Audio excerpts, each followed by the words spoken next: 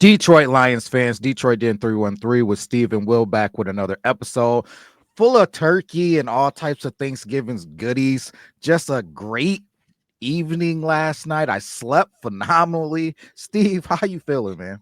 My turkey tasted good. My desserts tasted good.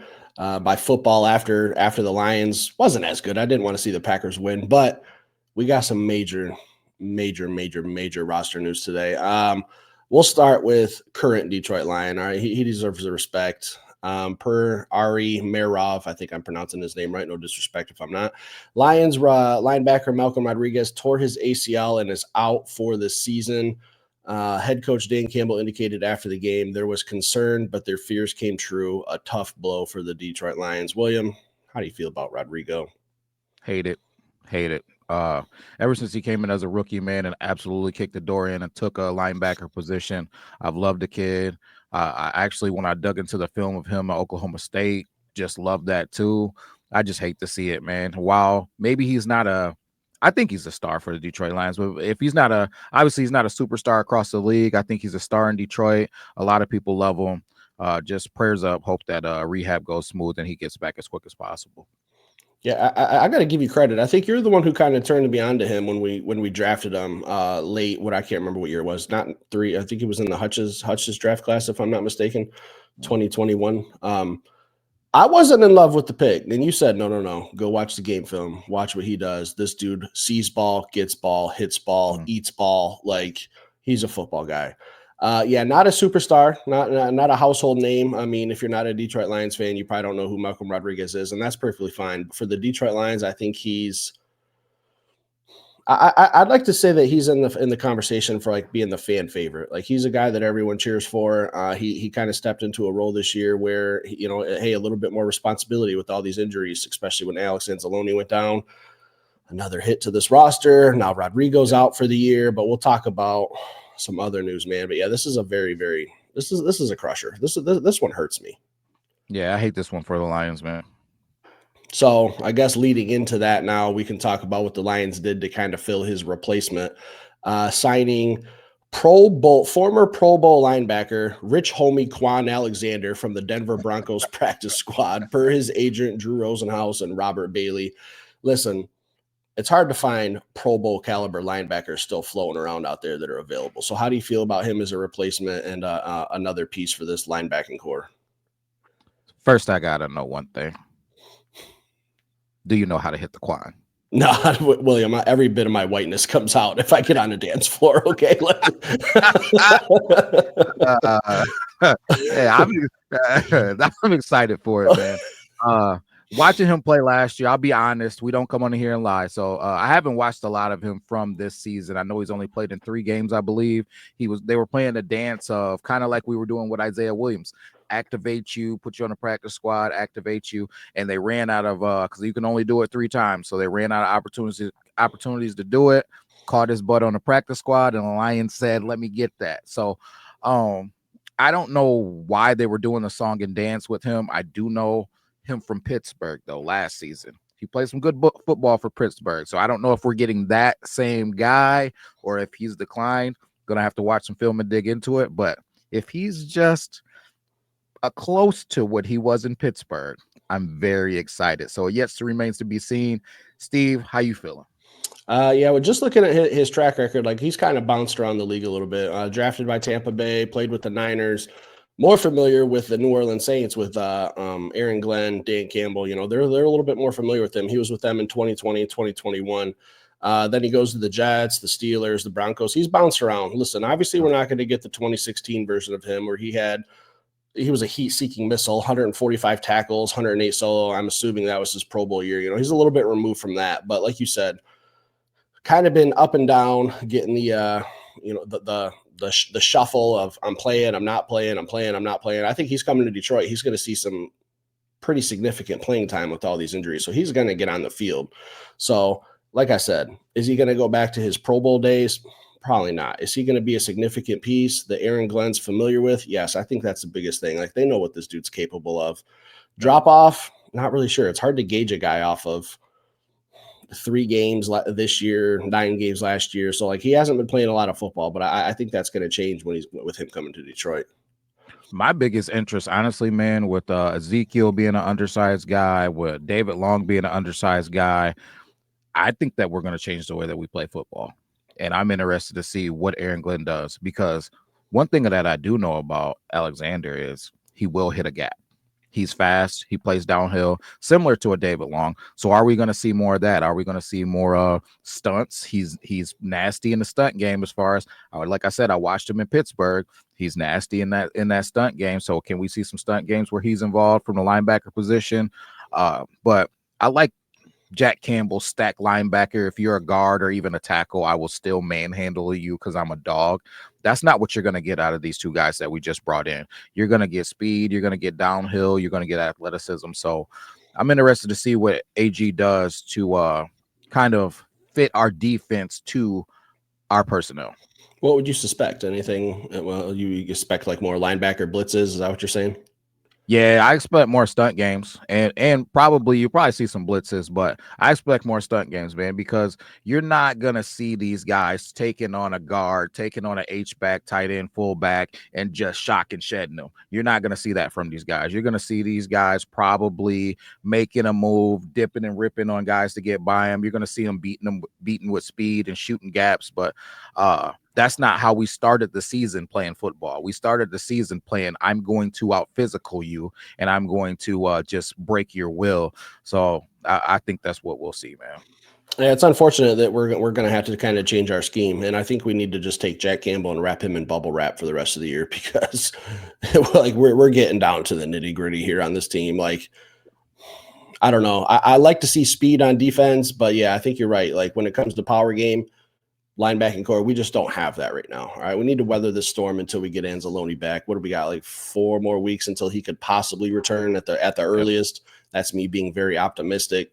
Wrap Jack Campbell and bubble wrap, man. We can't afford to lose this guy. And dog's going wild. So apparently there's an Amazon guy making a delivery here. Just trying to record a show, and here we are, just acting a fool downstairs.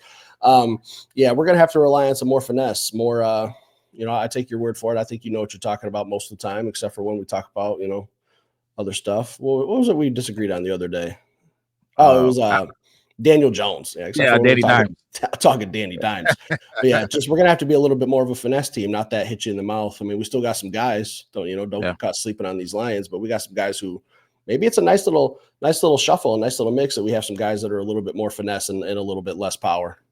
One thing that I do like about it is this. It'll be an opportunity for AG to kind of show off his skills of how he can adjust, but teams are preparing for a certain team. So they prepared for how we play defense in the beginning of the season. Now that has to change per injuries. But as guys get back healthy, do we go back to playing football like we did in the beginning of the season? It'll just be interesting to see how this thing unfolds.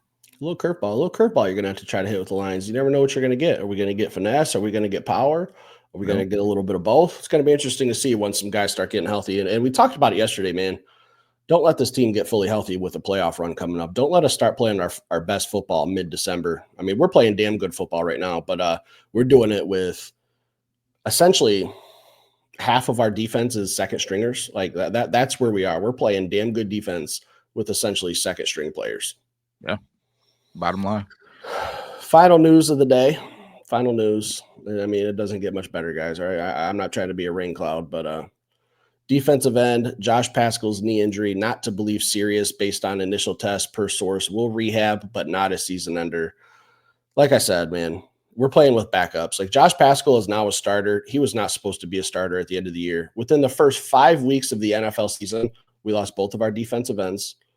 Like Josh Paschal, after the Cowboys game, was a full-time starter. Now he's out. We're getting down to third string players on this defensive line, Will.